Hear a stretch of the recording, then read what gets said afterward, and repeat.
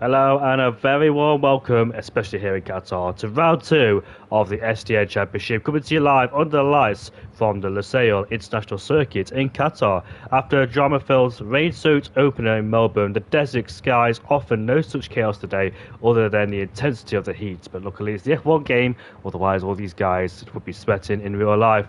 This 5.4-kilometer circuit, first introduced to the F1 calendar in 2021, is a high-speed flowing challenge made up of 16 corners and 1 kilometer straight as well. Perfect for slipstream battles and late braking classics in towards turn 1, as we see a McLaren of Kevin Sundberg on the inters, but of course this is Q1.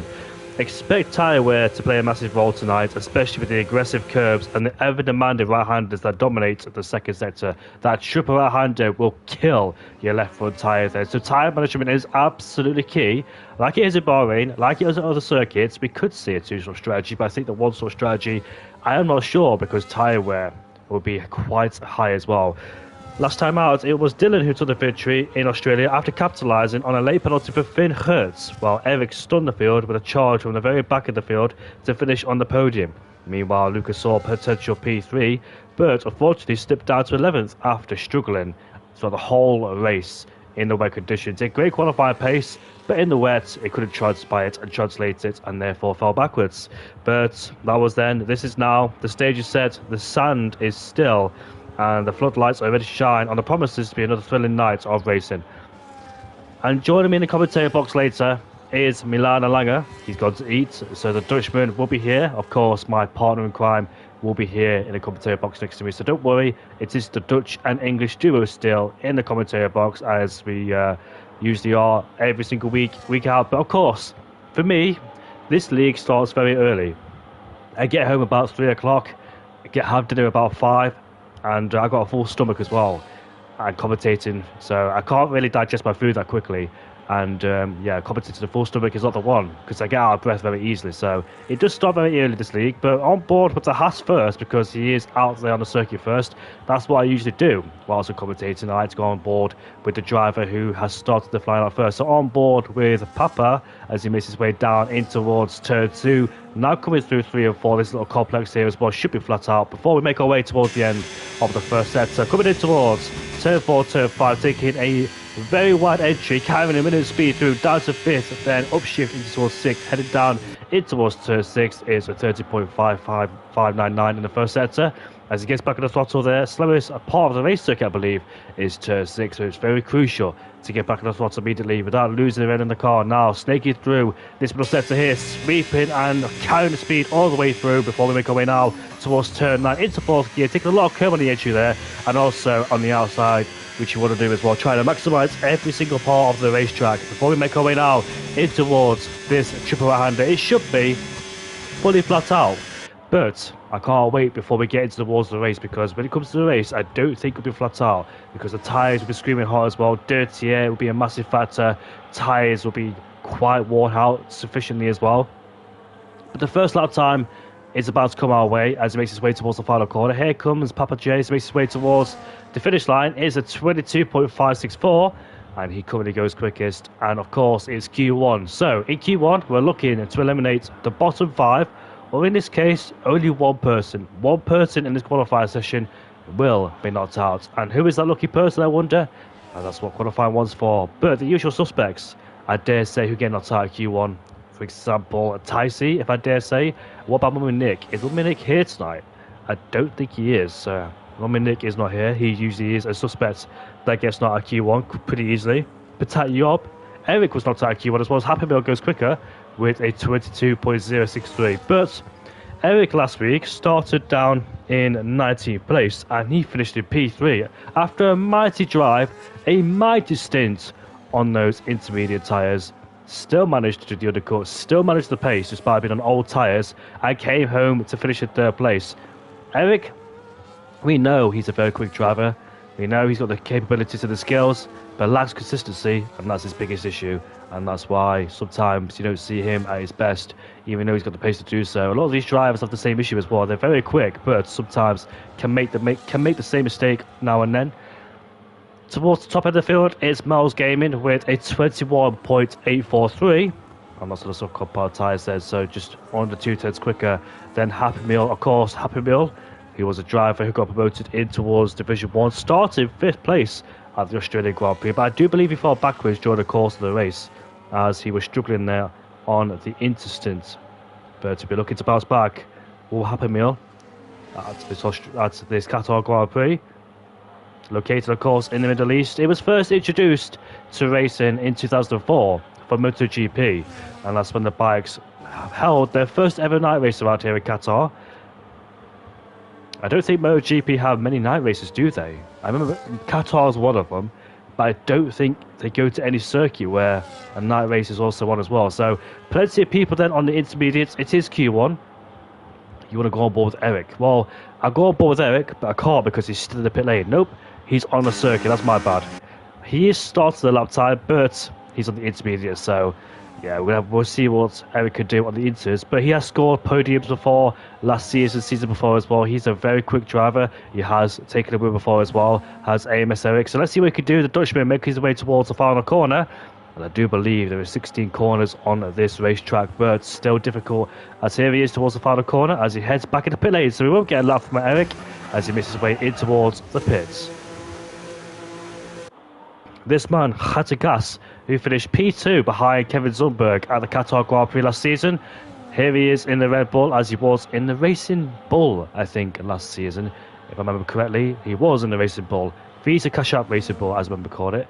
But here he is in the Red Bull as he makes his way towards, in fact, he's just validated onto the exit turn 15. He has been caught out by the validation, and that's a shame there. Kick says he was P2. Hattegas P2. Yeah, that's right. It is indeed. Kick, that was due to memory. That wasn't me looking at the results. It was memory. So, of course, my memory extends further backwards as Tyson goes up into P3 with a 22.225. But of course, the main lap times haven't been set just yet because in Q1, all these guys are just trying to lay a marker down as well. Hattegas is a Dutch word. Is a really Dutch word. Yeah, I know it is. I know it's a Dutch word because if you were here last season with me, I struggled to say Hattegas, but I managed it in the end, and Hattegas himself is very proud of me for saying his name right. It's a Racing Bull 1-2, however. Tygo goes up into P2 in the Racing Bull, separated by under 300ths of a second in between those two, Mel's Gaming and Tygo. Tygo, of course, didn't race at the Australian Grand Prix last week, so it is currently a top 2 as I drove a 20.70 quality here, but I just don't have the grip anymore. I'm going to win tomorrow, Indigo. I'm LS3 tier 2 Racing Bulls. Good luck to you, mate. Happy Meal I am. Good luck to you. A 20.7 can be difficult, but of course the grip has not been laid down just yet. The track is still green. The track hasn't really rubbed in, and that's why you have not seen lap times blistering pace. I remember back in the 2023 game, was it, when people were doing 19s, but that was a full qualified as well. Track evolution was high. It is still quite gusty out there as well. Not a lot of grip laid down as Kevin Zundberg unfortunately has invalidated on that lap time, and then the exit turn 4, turn 5. That is a very easy thing to do as he heads down in towards turn 6, trying to maximise every single part of the racetrack is Kevin Zundberg. He took pole by a milestone as well last season, and he absolutely dominated the race to Kevin Zundberg. Can he do the same thing in the McLaren as well? Can Kevin? This track tends to be nice to him. But let's see what happens here this season, and hopefully we have more drivers here as well, because 16 drivers, only one person will get out. So there's not really any point in there's not much point in commentating for qualifying. There's one person getting knocked out. I'm not really I don't speak Dutch much, James, so I do understand a little bit what you're saying, but I'm not fully Dutch. I'm not fluid. There we go. I'm not even fully fluent in English either. But Bushy Bush TT goes up into P6 in the Aston Martin, then just ahead of my both Ferrari drivers on the hardcore power tyres, and both Ferraris as well. He must be said we're quite strong. I thought Fireblaze and Mike would go for a podium, but it turns out Eric, with his blistering pace, did the overcut on both Ferraris despite being at the back of the grid. Made his way through, pitted, got ahead of Fireblaze, and controlled it instead to finish in P3.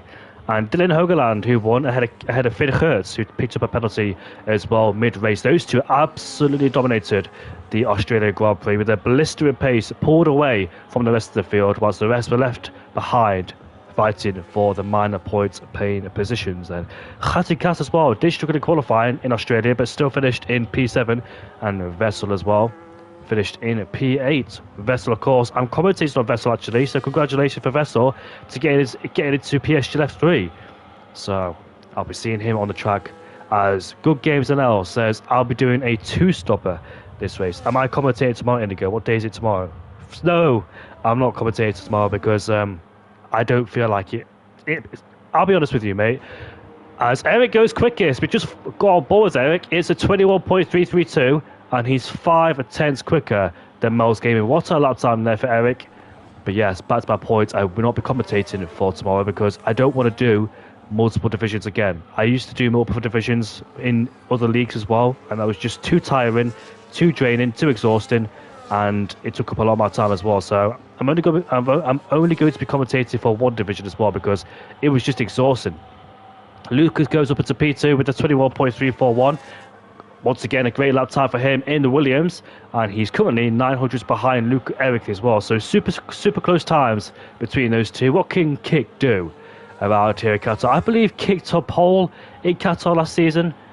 I think he did. Then Kevin Zumberg went on to win the Grand Prix. There was 6 minutes left to go in the session, so currently on the bubble is Haitikas, but I think he's one driver who could definitely get himself inside the top 10 for sure. Here he is then, as he makes his way towards turn 2 and turn 3. Liam Lawson went off there in 2023 when he first was racing for AlphaTauri after Daniel Ricciardo got sent to the hospital after breaking his wrist. Oscar Piastri and him had a bit of a misfortune down towards turn 3 at the back corner in the Dutch GP.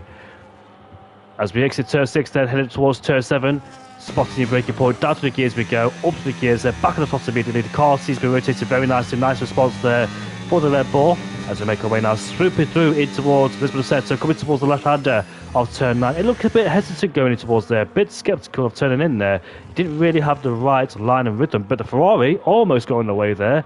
Not quite sure which one it was, but both of them are on their outlaps, so both of them need to pay attention. That was probably Fireblaze dawdling on the circuit there. Oh, Haitikas unfortunately has invalidated there in the triple right-hander, so on the back foot for him, unfortunately for him, that's going to be another set of the soft power tyres, of course, because the softs wear quite significantly around the circuit. So Haitikas in the pit lane there with no lap time on the board. Neither has AMS Kick either. Kevin Zumberg is P13, but 2 seconds up in the first sector. Kevin's flying so far as he makes his way down in towards turn 7. Kevin is just looking for a clean lap. He knows he's got the pace to do so, because remember Kevin in Qatar and other races, for some reason Kevin struggled to get out of Q1 and Q2, but on his last lap he was blisteringly quick. Just didn't have the consistency, did he? But when he hooks up a lap he can really do it. Hello Ivan, Huchatet mate.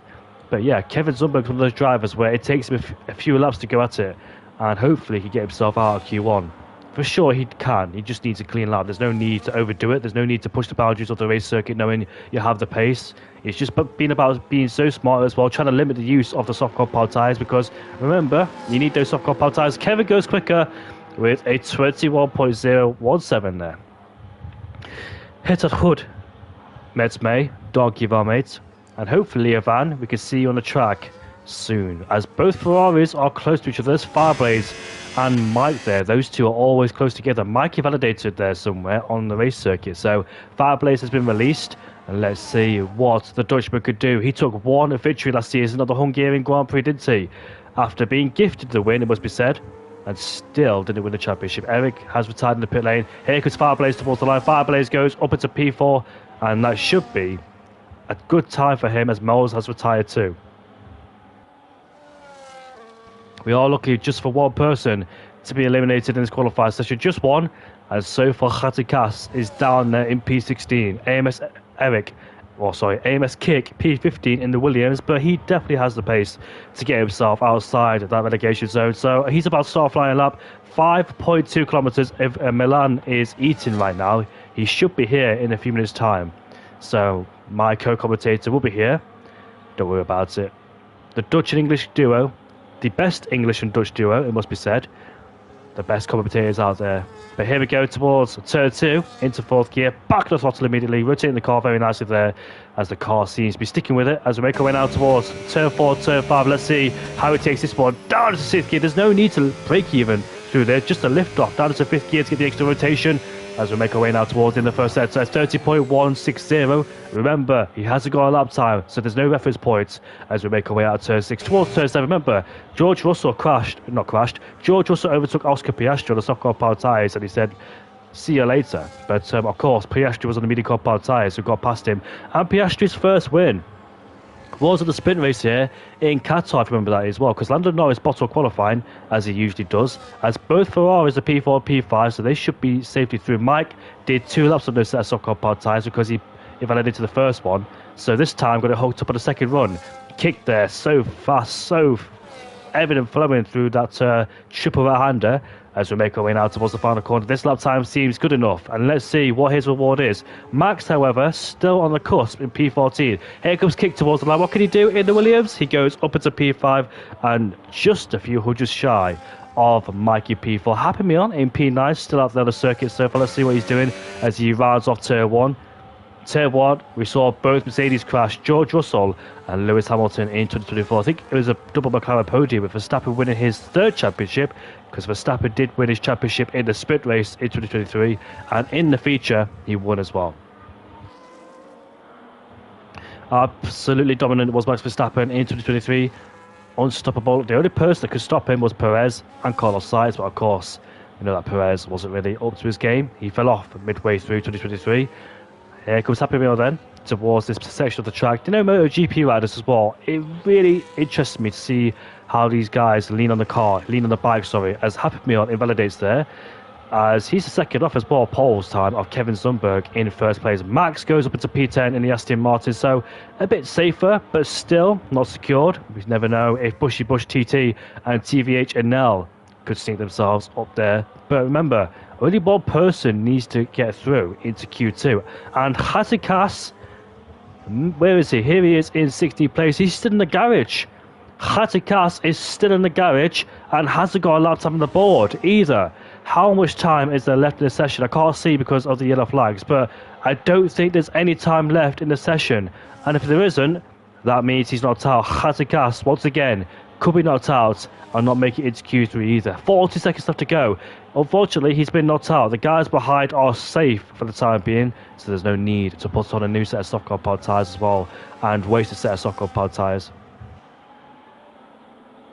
Luke Van Viert. I recognise that name. Do you have a brother called Jules Van Viert? Hazikas is eating with his family. Oh, fair enough then. He's eating goat cheese with his family. But the price of that. And look who's joined the lobby. His name is Milan Langer. We're just waiting his announcement in the party. TVHNL, here he is. This man has had some good results. He's qualifying maybe not to standards, but his race pace has been absolutely mighty. And I can't wait to see what he could do as well. As we make our way now towards turn 7 we go, just swooping through, carrying the speed as well, being very careful with the track limits there on the outside before we flick our way in towards this right-hander. Now coming towards the left-hander, a dab on the brake, into 4th gear, use a lock over the entry as we get back on the throttle once again, as TVHNL makes his way towards the end of this process. So let's see what his improvement is. It is 2 and a bit tenths up, so he did lose time in the middle sector there, but can he make it back up as we make our way towards this triple right-hand? They should be fully flat out, fully committed to those corners, no hesitation whatsoever. Down into 6th gear, off the track, but still not got any validation as we make our way towards the final corner. Here comes TVHNL, a man who regularly finishes out the top 10 like he did in Australia last week.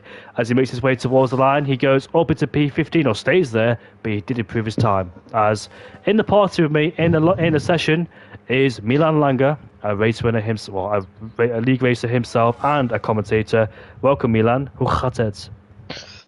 Goed, thank you very much, and I hope you're doing fine as well. Good to be back for SDN as per usual, and so Qatar tonight, and just at the end of Q1, so great timing actually. Just get the dial in before we get into Q2. I saw that Geitenkaas was knocked out in Q1. What happened to him? According to Luke, I think he was eating with his family, so Khatikas each of his family has caused him to not out Q1. So hopefully he's watching the sidelines and watching us commentate and see what other people do. But out of Q1, the only driver not out of Q1 is the man himself. Goat Cheese in 16th place there, unfortunately. He is not out of Q1. As we progress into Q2 then, so Kevin Zumberg in first place. Once again, the pace hitter. Amos Keck took pole last season for the Qatar Grand Prix, but Kevin won the race. Khatikas will race though. Hopefully he will race because I don't want to see him at the back of the field and get disqualified. As we make our way now in towards Q2. So Q1's ended, we're heading in towards Q2, and Q2 is all about getting yourself inside the top 10. Just set yourself up in qualifying and see what you could do towards Q3. Now I'm interested because a lot of these drivers in the midfield are super close, and a 10th or two can catapult you up the order as well. But remember, a lot of these people have been struggling with the validations as well. So can they get the lap they need? Can they hook it up to get themselves through the third part of qualifying? The pressure's ramping on because people who are usually in the midfield or just near the top 10 will start to feel the pressure. People like Kevin Zumberg, Lucas, Kick, as they say, Eric as well, and Kevin as well. I think those guys, not might for the pressure, but the guys behind will definitely for the pressure because they might be the ones who might not get into Q3 because it might be a bit difficult for them. Yeah, I agree. It's always very close in SDN. So those final few spots inside the top 10 and just outside, they are always going to be very close. So yeah, just like there's some drivers who well pretty much not a guarantee that they will make it to the Q3, but we know that they're very quick and they can be consistently quick. Like Kevin is, for example. I saw he was 3/10 quicker than anyone else in Q1. Not surprised to see him having a pace. This guy's absolutely rapid, so do expect him to be a contender for pole position, but that's something for later on. So yeah, 5 drivers getting knocked out in this second part of qualifying, and it is surely going to be very interesting to see who is going to be among those 5 drivers who will get knocked out and who is going to be among those 10 who will make it to the next part of qualifying. Ticey in the Sauber. He well might be under a bit of pressure in this qualifying session, as he has generally been struggling a little bit in the Sauber, although I did some improvements last week in Melbourne, at least in qualifying, and where both Saubers I think made it through to Q2 and Ticey even made it to Q3. So let's see what he can do tonight in Qatar. He is going to be the first one to start his flying lap in a few moments time, so it's absolutely going to be interesting to see who is going to make it and who is unfortunately going to fall at the second hurdle. Yeah, both Sabers there inside the top 10 last week in Australia, but they fell outside the top 10 with their lack of race pace. It was difficult in those wet conditions. Ticey finished in P12. Mummy Nick finished in 30th place. I don't think Mummy Nick is here tonight. He was in the chat earlier on, but I'm not quite sure why he isn't here. But on board with the Kick Saber Ticey, we know last season, whatever drivers they had in the Kick Saber, they always struggled to score points. They always got themselves not out of Q1. So let's see what they can do here in Qatar with the one remaining Saber as we head down towards turn 1. Cuts a lot of the curve, oversteers off the track and gets the validation there. A bit too aggressive on the entry towards turn 1 itself as he cuts it. Here comes Fireblades as he heads down in towards turn 1. Much tighter as well going through there. Leads on the curve on the outside, headed through turn 2. Nick had a Cartier race all of a sudden, so that's where he's gone, if that's true or not. But hopefully in that Cartier race, he's not the back either. As we exit turn 3, going in towards turn 4, turn 5, then flick it in after the 50-metre ball, carrying the speed all the way through into 6th gear. Some people do downshift into 5th to get the extra rotation or make sure the car doesn't bog out at the exit of turn 5. As we head down towards turn 6, the slowest part of the racetrack. Now coming towards this right-hander in towards turn 7, we go. Dabbing the brakes into 4th gear, carrying the speed through, making sure you don't lose the rear in the car because it's so easy to do so, making sure you find traction at the right point. Now sweeping through these corners in towards the left-hander, we go. Nice and fluid through there as we exit now turn number, I think it's 11. Headed through the triple right-hander we go. Then let's see 57.4 in the middle sector as we head now towards this triple right-hander we go. Fully flat out in 7th gear as you continue to go around as we make our way now towards the left-hander. Should be flat out. Yes, it is. It is absolutely flat out there for Fireblades as we make our way now towards the final corner. This can be a bit difficult because you carry so much speed through here as well. Plus, the tyres will be very hot at this stage. Here he is. The first lap time on the board is going to be a 21.796. And let's see if that's beatable or not as his teammate behind him is starting to fly lap 2. I'm sure that is going to be beatable, but Kevin has already done of 21.6 and he is on the medium. So, well, we did see a 21.0 from him to Q1. 6/10 slower on the mediums, but he's still beating the likes of Fireblaze, which is absolutely insane on a harder compound tire. And of course, there are these banker laps in Q2. Then Happy Meal in the Mercedes unfortunately has invalidated his best lap, so he is going to start another one right now.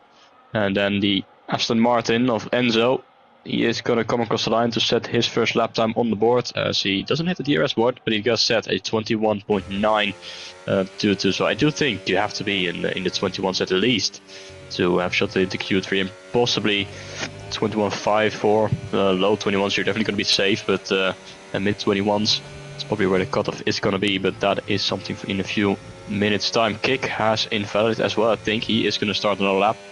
So we'll take a look at what he is going to be able to do. What about his teammate though? Lucas rounds the final corner, has kept his car within the white lines. He is going to cross the line for what will be a 1:21.329, 3/10 quicker than Kevin on the mediums, and that is a very good lap time indeed, and a lap that potentially can be good enough to get him through into the final part of qualifying. The two Ferraris working together a little bit, I think, with Mike and Fireblaze, but both of them invalidating and both of them pulling into the pit lane, and Mike there very cheekily overtaking his teammate to get the pit box priority here, as Eric goes quickest in the Alpine, 1:21.1, and that is looking more like it. Very close now, we're getting towards Kevin's time in Q1, so Eric showing the pace around this track. At the moment only 6 drivers have the lap time with just under 10 minutes remaining. So quite a few drivers will need to get out there and get a lap time on the board.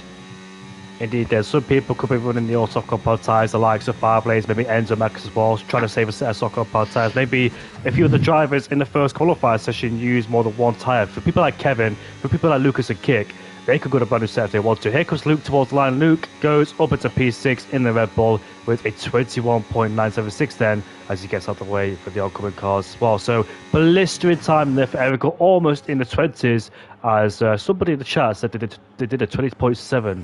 I can't remember who it was. It was, I think it was Happy Meal, but Happy Meal is quite far away from there, unfortunately. I don't know if he did it in Chow Chow or not, but if he could do that, that'd be a mega lap time for Happy Meal. And he did start P5, by the way, as well, the Australian Grand Prix.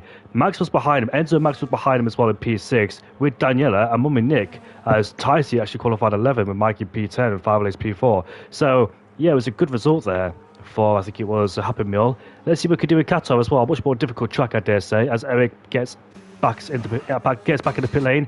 Mo's Gaming goes down towards turn 1. Remember as well, Eric started in 90th place at the end of Q1. I'm not quite sure what happened to him in Q1. He just couldn't seem to hook up a lap in the dry conditions. But all of a sudden, his race pace came out of nowhere. It was absolutely fast. Then he overcutted both Ferrari drivers and finished in P3. That shows you the promising pace Eric has as well. And we did see the promising pace from the Aston Martin boy of Eric as well, because he showed some true potential, but did make a few silly mistakes along the way. Maybe, hopefully, to see what he could do this season. Mo's Gaming coming towards turn 7 in the Racing Bull. I have seen him race in Tier 2. I think this is his first time in Tier 1 this season. So let's see what he's got to offer on the table for him, as well as he now swoops through towards his left hand. Here we go, coming towards the exit now, in towards third gear, interestingly as well, seeing people take it through fourth. But now we use a bit of battery towards the end of the middle set. So 57.3, that's where Fireblaze was roughly about as well, with a mid 57 there. As look at that, nice use of the curb as well, no hesitation. You just want nice one swoop of the steering wheel. You don't want multiple adjustments, you don't want multiple movements on the steering wheel there, because you will lose yourself a lot of time. Here he is towards the final corner. He can be accurate and precise when it comes to this racetrack. Here comes Miles towards the line. Let's see what he could do in the racing ball. He goes up into P3 actually, so decent lap time there, as his racing ball teammate of Tygo is starting his next flying lap. We've got Ticey out there with the Kickstarter too, but unfortunately Ticey has invalidated his lap time, as TVHNL also invalidates, but he's going for a second lap there in the Mercedes. Then with the DRS wide open for TVHNL, let's see what he could do, as his highest finish, I think, was in Hungary, as he finished in P4 or P6, I think. He does score a lot inside the top 10. It's just that his qualifying has been his biggest kryptonite and biggest problem so far in the last upcoming seasons. So if he could get his qualifying sorted, he could definitely be in contention for the race as well. But let's see what he could do then in the Mercedes. Him and Happy Meal have a set lap time just yet. They're just a few meters back from each other on the racetrack. Coming towards turn 4, turn 5. Very wide there, but doesn't invalidate. Coming towards 6 now, 30.6 in the first sector for TVHNL. as we exit the corner. It can be a bit difficult as well, especially in traction. Be very careful, be very smooth on the traction there as we make our way now towards the back in the car, just stepping out in that middle part of the racetrack. Khatikas actually says hello in the chat. Hello, Khatikas. Hopefully you're doing all right, mate. There is 6 minutes left to go in this qualifying session. And unfortunately for him, he sat on the sidelines watching along as the qualifying session unfolds, as Eric is the one who's coming in first place. We're watching TVH now, headed towards this triple right-hander we go, using the rest of the battery he has. Now coming towards left-hander through turn 15, so it's flat all the way from 11 to 15. Headed towards the final corner as Kevin Zumberg goes quickest with a 20.691. That is an absolute stonking lap time as TVH now goes P10. Just inside the top 10 there, but I dare say that'd be beatable. Kevin is just in another league right now, 120.6, a full second quicker than he went on his mediums. That's absolutely incredible stuff. But Kick, by the way, in the Williams, he is on the lap right now. Pulls it over last season around this track, looking quite quick so far. Hasn't set a lap time in this qualifying session, but he is attempting to do that right now, as he only has a handful of corners remaining. This one you take flat out, have to be careful on the inside and outside with track limits though, which means he only has one corner remaining, which is turn number 16. And around the final corner, DRS open, use all the ERS he has, and he has ran out of ERS, and he crosses the line. P2 he goes, but it's a 21.1, which it seems like a very good lap time because he's in P2, but then look at the times, and he's around 0.5 of a second behind Kevin Zumberg in P1, with an absolutely crazy lap time halfway through this session, 120.6. So Mike in the Ferrari, he's out in P15, hasn't set a lap time yet. Nora has Happy Meal, Tigo and Taisi, and they're going out there, but Mike is now starting his flying lap. His teammates up there in P3, and he might give Mike a slipstream because he's just a little bit further down the road, a few corners ahead of him, but Mike just has to keep it within those white lines, which he has been struggling so far with in this qualifying session. Let's see if he's going to be able to do that on this particular lap. Now he makes his way through turns 4 and 5, who are particularly difficult with track limits. It's very, very easy to just run out a little bit too wide, but he's doing good so far. Happy Meal has gone up to 7th place in the Mercedes, 121.6. So decent lap for him as well, with just under 4 minutes to go. Now we go into turns 7 and 8. Turns 8 and 9, both flat out kings, left and right. And down to a tricky braking zone off turn 10, where you need to put the power down as soon as possible to get the best exit, because the next bit is going to be flat out for a long, long while. Those triple right-handers of turns 12, 13 and 14 and 15, the one to the left, are all flat out around this track, and he has saved up quite a bit of ERS. Unlike his teammate has, I noticed that on Fire Races run, he was very low on ERS come this final few straight. So Mike then into the final corner of turn 16. Lap has been looking quite tidy so far. Let's see what his lap time is going to bring, as he is going to cross the line. Mike goes up into P7 with 121.4, and I do wonder if that is going to be enough to get him through into the final part of qualifying. Decent lap for Mike, but like you said, it's P7 only for him, and the rest behind could improve as well. Happy Meal, Enzo Max in P9, and Luke in P10 in the Red Bull there as well. So any of these guys behind us could improve, and Mike could be in a little bit of danger as well. We've got a few cars exiting the pit lane. The Aston Martin then is coming to the pit lane. That's probably Bush TT. He got knocked out in Q1 last time just during Grand Prix, but recovered nicely there. And he's currently sat in P11 then, just outside the top 10 where you need to be. There is 2 minutes and 20 seconds left to go before Q2 ends, and we've got some cars exiting the pit lane and killing the kick Sauber of Tyson. I think Tyson is on a lap time. There he is then, with a 30.1 in the first set, so locks up on the entry towards turn 6, went a bit deep, now coming towards turn 7 we go, on the brakes once again, they're back to slot immediately. It is so fascinating to watch these drivers as well, coming on racing on this track. It's so difficult as well to hook up. Mel's Gaming has retired in the garage, knowing he is safe. As you can see, Tyson maximising all the track on the outside there, trying to gain as much time as he can. A 57.7, that might not be enough in his middle sector there, so down just a bit in comparison towards, I think, Fabulous time, who did a 57.2, I think, as here comes Tyson towards turn 16 now, flat out there as we continue towards the final corner. 1 minute 30 left to go in this session. Tyson look to try and get himself inside the top 10 where he needs to be, as we see him towards the final corner. DRS open, he goes up into P9, so he does get himself inside the top 10, but the guys behind, there's a whole gaggle of cars behind us, from Max down to Tygo, who are all starting their potential last flying lap. Go on board with Tygo as he heads down in towards turn 6 there. Teammates, of course, with Miles Gaming. He's currently started P6, is Miles, but his team, on the other hand, is on the wrong side of the elimination zone. Here we go then. As I think Happy Meal says, was too late in the pits, he said. So I think he retired. Did he retire the wrong time? I'm not quite sure. He is on the cusp, probably of an elimination there from Happy Meal, but ties up into P9. He might be at safe. I'm not quite sure. What can Max do? What can Luke do? What can Bushy Bush do? As he also says he's got too much understeer plus oversteer, just like a 2014 Ferrari then, if you have a combination of understeer and oversteer at the same time. But on board with the racing bull who seems to be hooked up on his flying lap. No mistakes so far for what I've seen from this off-board cam, as he now makes his way towards the final corner, in towards fourth gear, back on the throttle immediately, get the car rotated around, as we see him with the DRS open. Let's see what lap time he could do. It's P10! It's just inside the top 10 there, but Max... oversteer at the exit there at turn 7. He was 3/10 for the first set, but may have lost a bit of time. We see Ryan or Luke coming towards the end now, in towards turn 1 and turn 2. Got a bit confused where he was there on the circuit, but just a bit. But our main competitors there. Here comes the Haasman coming towards the line. He's currently a few hundreds up in the middle sector too, so looking on course, try and get himself inside the top 10. And let's see what he could do as he makes his way towards the line now. P13 over for him. He can't get himself inside the top 10, unfortunately. Max, however, both Aston Martins are currently outside the top 10. As we see Max first towards the final corner. Let's see what he could do as he exits the final corner. What have you seen? Yeah, Bush, the T has gone off. Big mistake into turn 10. He's not going to improve. Max goes up into P8 in the Aston Martin there, so he does get himself inside the top 10. Happy Meal's getting pushed further down as Tiger unfortunately has been knocked out of Q2. Bushy Bush has finished. TVHNL makes his way towards the line. He goes up into P15 only for him with a 22.507 there. And I think qualifying is done. Here comes Luke out of turn 15, coming towards 16 now. Let's see what the Red Bull driver could do. Has he got enough? Has he found anything on this lap to try and get himself inside the top 10? With the DRS open, he goes up to P3. Wow, P3 for the Red Bull driver. He left that at the very last second, and this shows some promising signs there from the Red Bull driver. Unexpected, I dare say, caught me by surprise, but a good surprise indeed. So that means that Dicey is going to be knocked out in this hour, so no back-to-back Q3s for him. Unfortunately, he has to settle for P11, and Happy Meal just about makes it through in P10, luckily for him.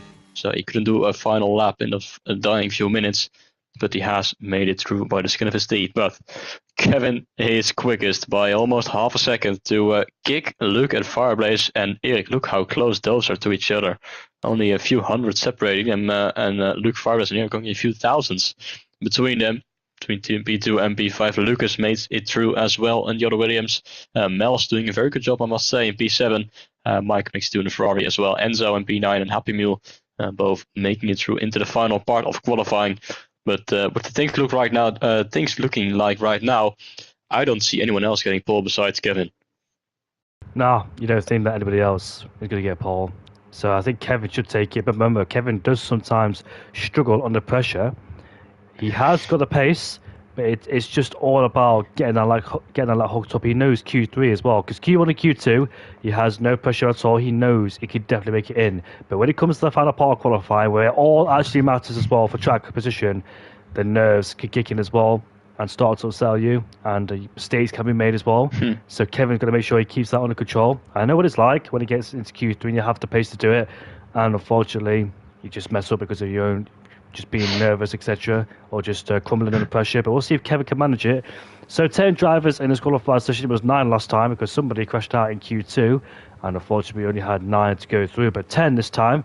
But I'm interested in the battle for P2 because it could be anybody's game, the battle for P2. They're all competitive, and I have no idea what the order is going to be like, other than Kevin probably being in the first place. But we've got a McLaren driver, Kevin Zumberg, on the circuit. He didn't take pole, surprisingly, in Qatar last season, but he beat Kick and he beat Khatikas, who finished in P3 that day as well. I wonder what Khatikas could do for P16.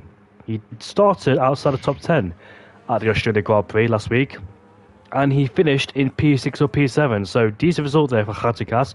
He did admit he was struggling in this game, but I really hope he does find his feet very quickly. Admittedly as well, I have struggled in this game myself, so it is a little bit difficult for me. I thought it was easier than 2024 in my personal opinion, but for some reason I'm just not finding any pace, so I definitely need to fix that. I got a race on Sunday in Bahrain, so yes, definitely need to fix that. But here in Qatar, Doha, located in the north, of course, in the desert, where I think 2023 or 2024 was it, when Logan Sargent, it was 23 because Franco Colapinto raced in 2024 here in Qatar, but Logan Sargent had to retire early because he threw up in his car. A lot of people after the race as well also threw up in the car due to the extreme temperatures around here in Qatar. I think at the Bahrain Grand Prix in 2005, it was like 40 degrees as well. I'm not quite sure how the drivers managed to stay on that day, but the F1 drivers are athletes, proper athletes is what you can't say F1 isn't a sport, because it is. No regular person could drive an F1 car, never mind start it or get out of the pit lane.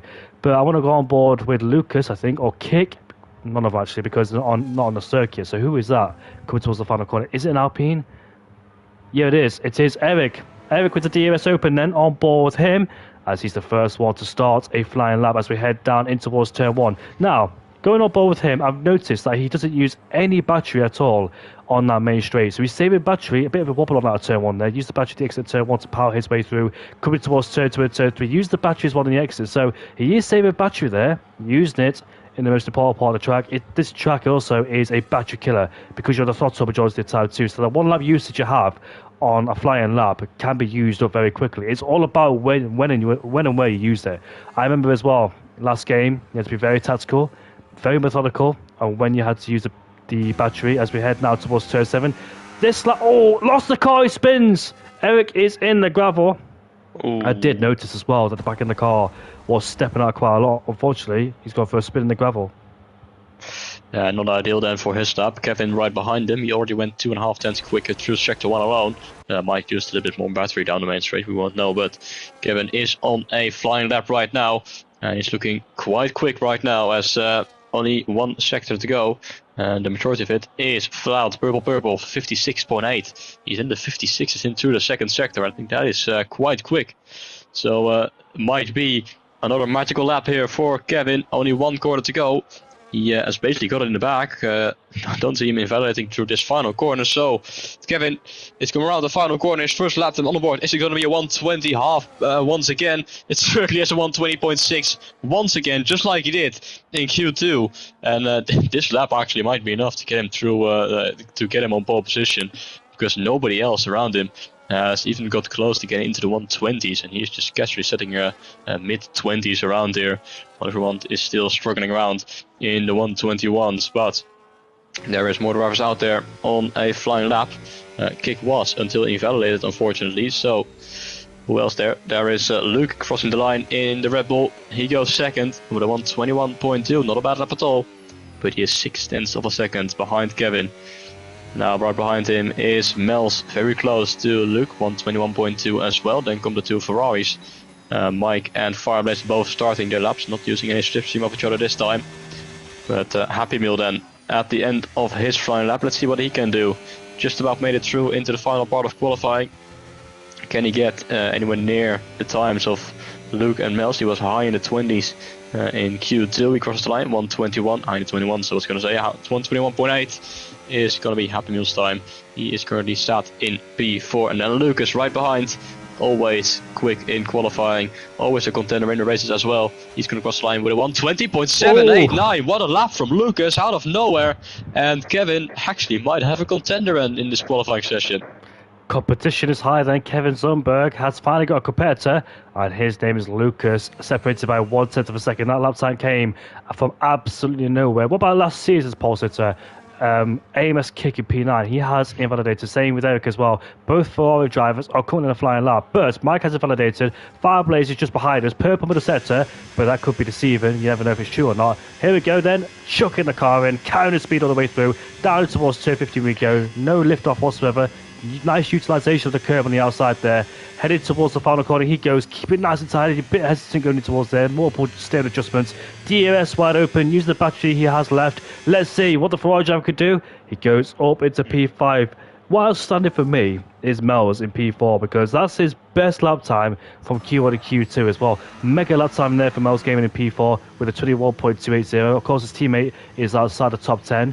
But hopefully he can make it up back in the race as well. But Eric and Kick, unfortunately, on their second runs, hasn't gone well for the RP driver who spun on his first lap. The second lap, he had a validated too. So on the back foot is AMS Eric there in P9. Has got blistering pace, but like I said, just the consistency he may be lacking, and it's shown it as well. And Kick down there in P10 is on a flying lap as well. So his second attempt on these sets of soft compound tyres as he flies through this little sector he goes. Can he keep it nice and tidy last time? Not quite sure where he validated last lap, but here he is there coming towards turn 15 and 16 we go. Now coming towards the final corner. Let's see what Kick could do as he makes his way towards the line he goes. As the DRS is open, Kick is up into P6, and James says Eric is on old tyres, which explains a lot, of course, hence why he didn't have the pace or grip. So Kick in P6, not his first lap on these stars. He's tried early on, but invalidated that lap. He is set at 121.428, 1,000th of a second behind Fireblaze, and I'm surprised to see both Fireblaze and Kick behind the likes of Mels, who is in P4. He's done an incredible job so far in this session. As someone's crossed the line, I'm not sure who. I think Mike is going for another lap. He just has finished his final lap, 121.3, just ahead of his teammate by a tenth of a second. So Mike ahead of Fireblaze, as we now are going to prepare ourselves for these final runs. Kick and Mike both pulling into the pit lane at the end of this lap. We have 4 minutes to go, and Kevin currently sat at the top with 120.6. But Lucas has come quite close already in this qualifying session. Can he extract any more time out of his 20.7 right now and need at least 0.2 of a second to beat the McLaren driver? We're going to find out if he's going to be able to do that in a few moments time. So Happy Meal has already gone out with 4 minutes remaining, so quite early compared to everyone else. He's currently sat down in P8, but still 2 drivers yet to start lap time, Enzo and Erik. Erik has been looking quite quick in this qualifying session, but in Q3 hasn't been able to string it together, as he invalidated quite a few times. So for him and Enzo, it's basically going to be a one lap shootout in this final part of qualifying. But Happy Meal out on track, everyone else still in their garages. But it's going to be very, very interesting to see if anyone is going to be able to get even near that 120.6 of Kevin. If there's anyone who's going to be able to do it, it's going to be Lucas, because nobody else has been able to get into that 120 so far. And I'm surprised by Lucas well in P3, because remember, at the end of Q1, he popped out of nowhere to go inside the top 10, and that's secured him third place as well. But Mel's Gaming, so quite a few surprises. It's a Ferrari third row in P5 and P6. We know Fireblaze, he's got consistency. His raw pace is not quite there just yet, but his consistency has rather helped him to always be there in a championship fight. Whenever something goes wrong for the guys at the top of the field, whether they're not there, whether they're mistakes or not, I'm not quite sure.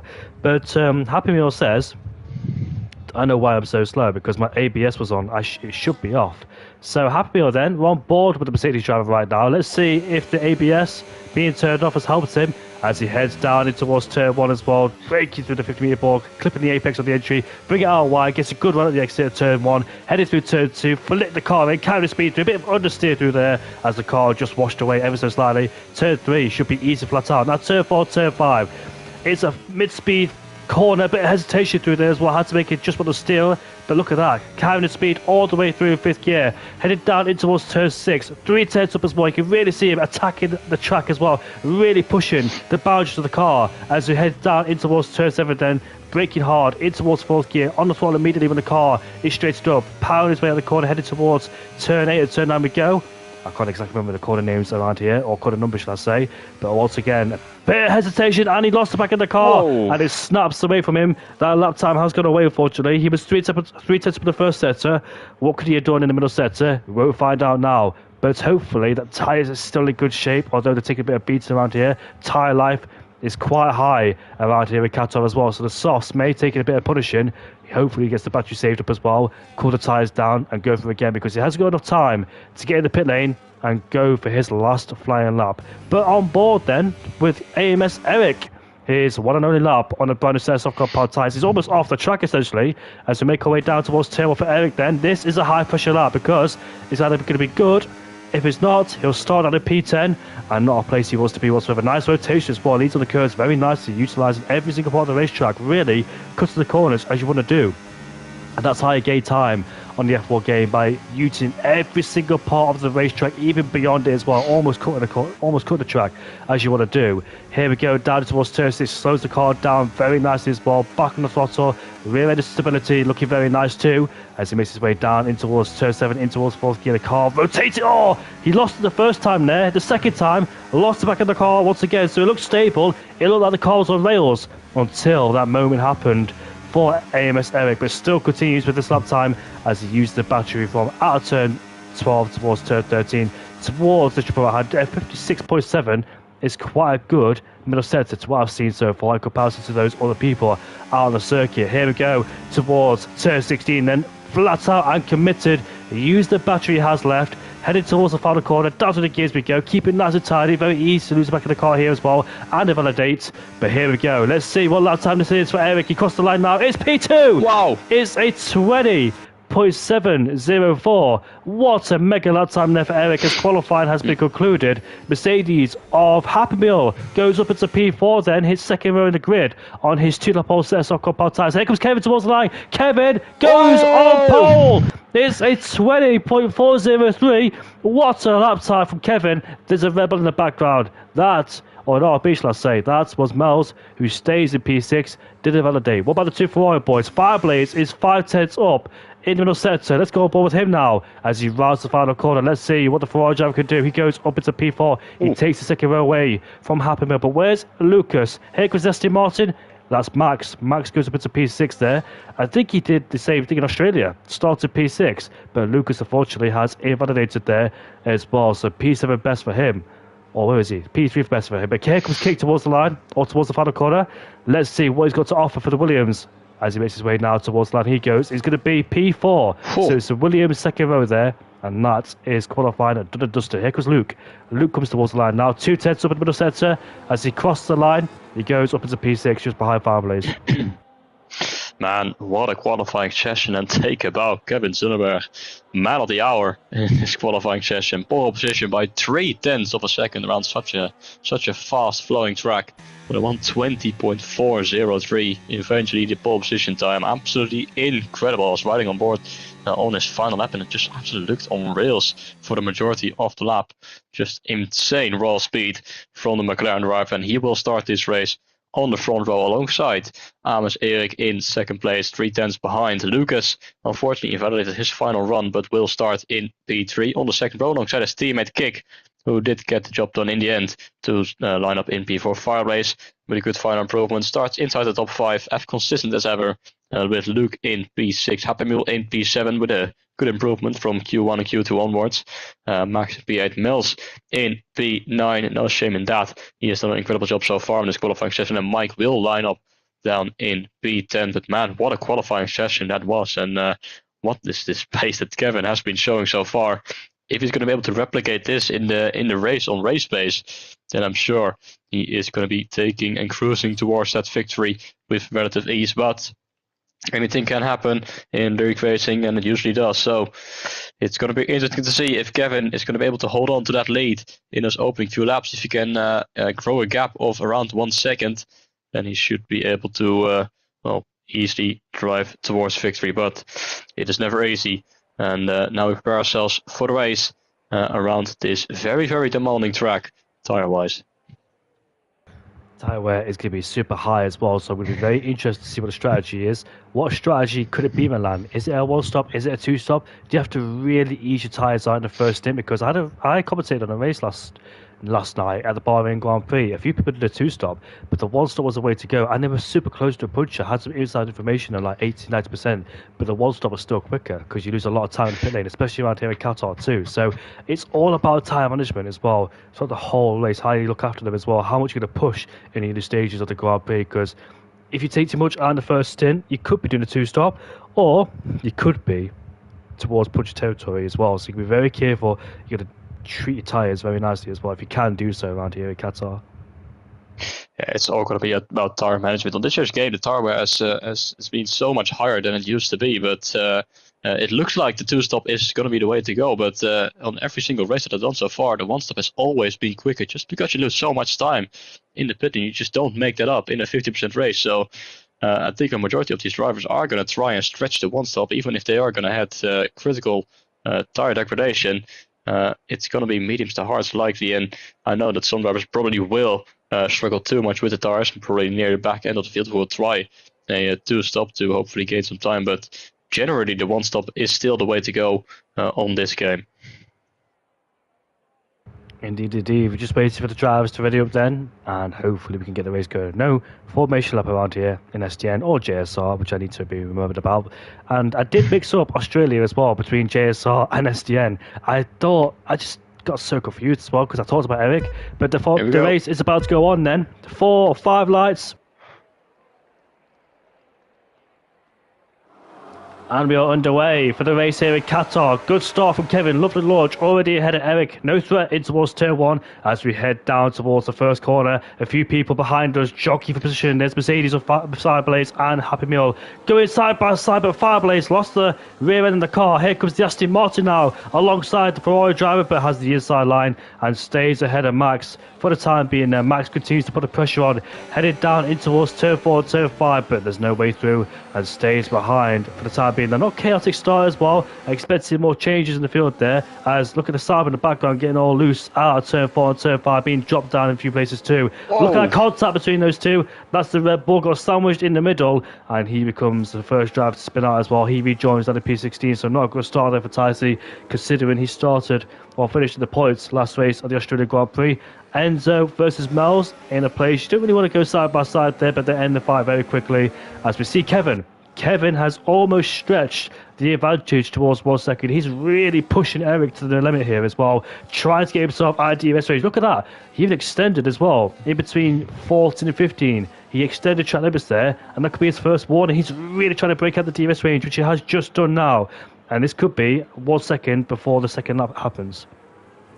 Yeah, and I do know why he's trying to do this. He's on the medium compound tire, so he's chosen this strategy specifically to build that gap over 1 second in the early stages and then create a gap to the cars behind. That's why he chose the medium tires, I think, because basically everyone else is on the hard except for Colin down in P12, who has just been overtaken by Geitegaas, who has quite a good start so far. 4 positions gained from 16th all the way up to 12th at the back of his teammate, who had just a big moment coming through turn 2.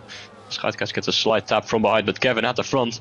Now he's already got 1.5 seconds, and that gap is going to be growing all the way until the hard tires become better in a handful of laps time. It does take a little bit, but Eric then is left without DRS, and he's got the 2 Williams drivers for company, and he just doesn't want to fight these drivers too much because he knows that the tire advantage will come for him at the end of the race when he will be on the mediums and Kevin will be on the hards, but it is going to be very difficult to close that gap down. Because he's already fallen out of that DRS range. But Happy Meal, by the way, P5, good start for him. Got past Fireblaze on the opening lap at the moment. Mills in P7, we saw him having a big scrap there with Enzo through the second sector, but he held his foot in and stayed ahead of the Aston Martin. Mike, 1 position gained as well, P9.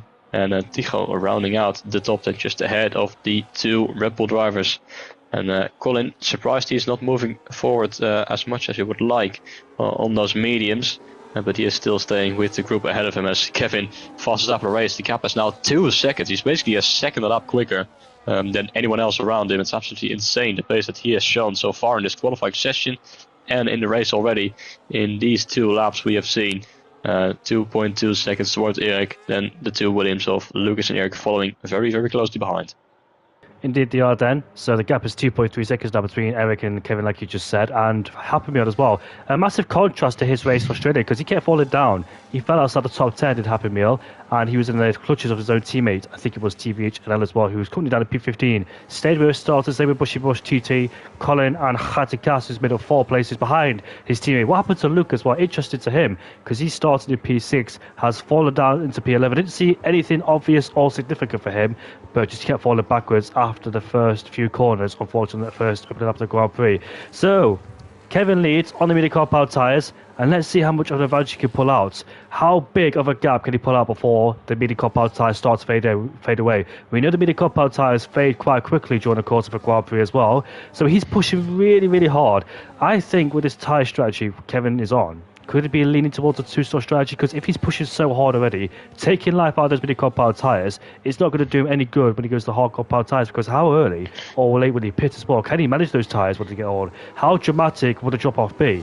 It's just so many questions on this game as well, because I've not fully figured out the concepts and the handling of this game as well, how the tyres are, how actually good or bad they are as well. So he's got the setup as well to try and match it. Has he managed to find a setup that helps the tyres be more easy on the tyres as well?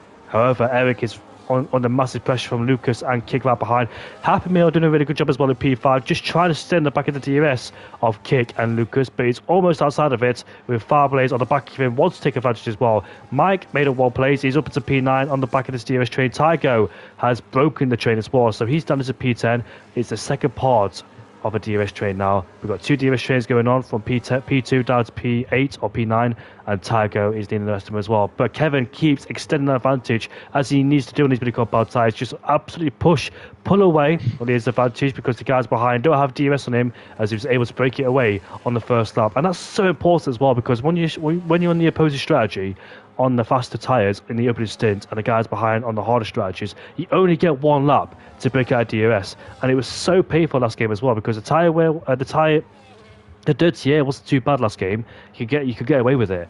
But in this game, it is a bit difficult as well to try and stay in dirty air. The car, all of a sudden you lose balance of the car as well in weird places.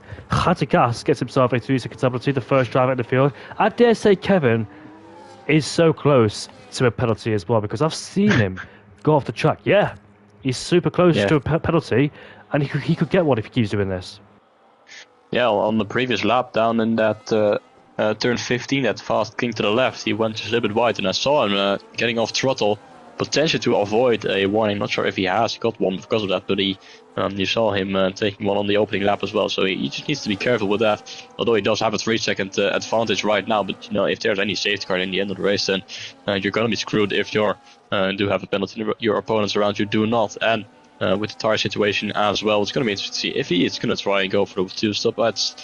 Two-stop is generally not very quick on this game, so it's all about how he manages these tires. But the advantage that he does have is that he is in clean air constantly, so that sure slows down the tire wear. Eric is in clean air as well, and everyone else behind him is not, so I'm surprised to see that Eric's still holding on to that second place, and that Lucas or Kick doesn't want to get ahead to get into that clean air, but at the moment they choose to stay behind for now.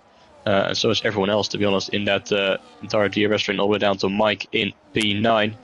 Luke has dropped outside as well. He's had another big moment then, because I think he was just inside that 1 second window to the top 9, and it was Tycho was dropped out. Now Tycho is within DRS range, although he goes very, very wide through turn 15, but Luke seems to be struggling on race pace, which is a real shame, because he has shown some great pace in qualifying. But he has fallen back quite significantly, down in P6, started in P6, now down in P10. Tycho has fallen outside the top 10, and Geitekas in P12, the only driver right now with a 3-second time penalty, which is far from ideal after just 5 laps of racing. And Colin, the other driver on the mediums, he is very much struggling, as his tires might already be starting to fade underneath the Haas. He's also under pressure from Bushy Bush TT, who himself is not really getting forward in this race either. So also surprised to see that, because he usually has shown some good pace in SDN, but at the moment he is struggling as well, down in P14, stuck behind the Haas right now. TVHNL down in P15, not really making any progress either. And Thijsje, of course, who had that spin on the opening lap after getting sandwiched. But at the front end, Kevin still in the lead of the race, and he's still extending that gap towards Eric, but the gaps is growing less significantly than it was on those opening few laps. But he is still gaining time. He's still quicker than the cars behind him, but he does need to take these mediums quite a long way. I'd say probably double the laps that he's already done, as Tycho picks up a 3-second time penalty as well, down in P11, so that is quite unfortunate. So, across the line for lap 7, Eric in second place. He's got a good advantage over the Williams drivers. Lucas cannot really get close. and with a track with such high speed corners like Qatar is, it's also very difficult to stay close because you're going to get that dirty air, which has been increased significantly on this game. So with all those high speed corners, gonna get more dirty air, and Lucas now picks up a 3-second time penalty because of that. Runs slightly too wide out of turn 3, and now he's already got a 3-second time penalty as well on lap 7. Wow, big shame there for Lucas as well, and it could have a major effect towards in the Grand Prix as well. Already picking up 3-second time penalty. Kevin could be in the same boat as well if he keeps on going the way he is, but this is a quintessential example of how compounds differentials can shape the early complexity of a race. Kevin on the mediums in a high phase of high degradation but high reward, and right now he's capitalizing only just so because the gap seems to be stabilized. It's not going up or down anymore, or not going up significantly, because maybe the P performance of those mini compound tires are starting to fade away just slightly. So Eric's tires should be in a little bit better shape, and therefore should bring the gap back down onto under 3 seconds as well. And the gap to lies to Lucas, Eric, Kick and Happy Meal expanding incrementally on those hard compound tyres, and hoping the strategy works towards the end in their favour too by doing hards to mediums, and hoping the mini compound tyres can catch Kevin Zumberg when he goes on to the hard compound tyres. So inverse this pace will come later, but for now Kevin is executing a very good stint on those midi compound tyres, but the gas will come down shortly. Lucas with the DRS open. He's playing the long game as well, not fighting with Eric in the early stages. He's dropping quick as well, so be very careful not to lose his own teammate in that DRS there, as those two want to work together. Let's try and bring the gap down towards Kevin, as we'll see Kevin then. How long can he go on the midi compound tyres? Tygo and Khatigas, both of them having penalties, are scrapping away. They go side by side, the Red Bull versus the Racing Bull, as we head towards turn 3 now. Khatigas still there on the outside, as we see Tygo trying to stick his nose in there, going side by side, but Khatigas swoops on the outside and takes away P11. Great battling from those two as well, kept it nice and clean. As here he is down the inside, it's the Racing Bull in towards turn 6. Can he make it stick? Side by side, both of them struggling for traction on the exit there, but Khatigas does have the racing line and stays ahead of him for the time being, but they lost a lot of time towards his teammates of Luke there in P10. Mike's just further up the road. He's 7 tenths ahead, or 2.3 seconds ahead of these two as well. Back towards the front now, Happy Meal seems to be struggling to stay in DRS range. There he is in P5 in the Mercedes. He's running quite low on battery as well, as Fireblaze has still got a sufficient amount there in the Ferrari. So Happy Meal's been pushing quite hard in this stage of the Grand Prix, tries to keep up with that DRS train, making sure he doesn't lose too much time to those guys behind as well and in front, but unfortunately he is lacking battery as well. Kick and Lucas playing the long game on the hard compound tyres, not fighting too hard, not taking too much life out of them. The gap seems to be going down slightly, as here comes Lucas, around the outside of Eric, in towards turn 1 to go wheel to wheel, as he gets closer and closer. Contact between those two there, as there's a bit of a nudge from Eric to Lucas, but there's still wheel to wheel as Eric's off the track in towards turn 3, as we make our way out of turn 3 and turn 4, going towards this double ahead. We go. Let's see if Eric can get ahead. He can. He gets back ahead of Lucas there. Very hard between those two. Very close fights indeed. But Eric just stays at P2 for the time being then. Yeah, this certainly doesn't help them with closing the gap down to Kevin, because it's 3.3 seconds again. So if they keep fighting like that, then Kevin is just going to drive away off into the distance. But Eric is able to stay ahead of Lucas. Bit of a wheel banging between these two. And Kick has now fully closed the gap back again towards his teammate. And like just happened when in P5 was struggling a little bit to get close to those ahead of him. Was quite low on ERS, I noticed that over the past 2 laps as well. But because of those battling, he has got down under 6 tenths again. And then ranking Firebase along with him. And Mel's still holding on in P7, doing an incredible job so far in this race. And Enzo in P8, quite high on battery, doing a good job to stay with these group of cars. But as we go on to lap 10, Kevin still out there comfortably at the front end. He's got a lot of battery, not pushing extremely hard. That is for sure Eric in P2, but here comes Lucas for round 2, and this time I think he's going to be able to get ahead before the braking zone. He does, with DRS, pulls to the inside, and Lucas is now finally up into 2nd place. He's got ahead of Eric, and now he has got a clear track ahead of him to try and push onwards and close that gap back down to Kevin and not fight too much with Eric. And Kick then in P4, still with that massive train all the way down to Mike in P9, as Eric himself now picks up a 3-second time penalty.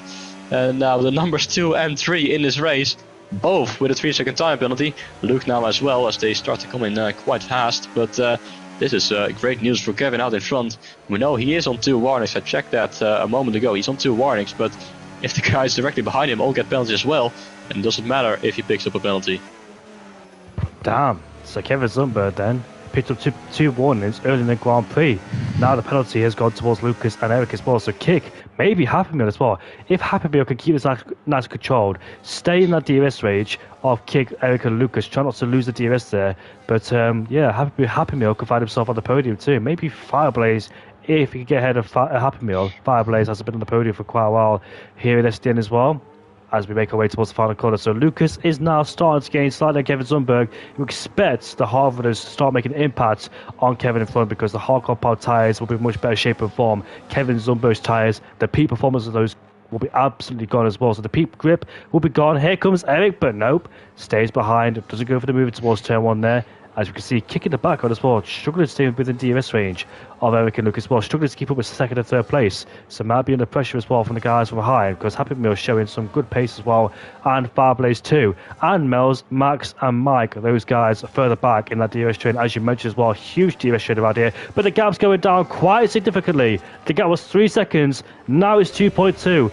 Those tyres must have felt it. Those tyres are dropping off, and I wonder, could this be a sign to pit? I thought for 1 second that tyre had a puncture, because it looked like it was vibrating when I went on board with Kevin Zumberg's tyres there. But look at the graining on those tyres. It doesn't look healthy at all, does it? It looks like he's got a puncture, but he hasn't. It's just the vibration of those tyres is just quite significant.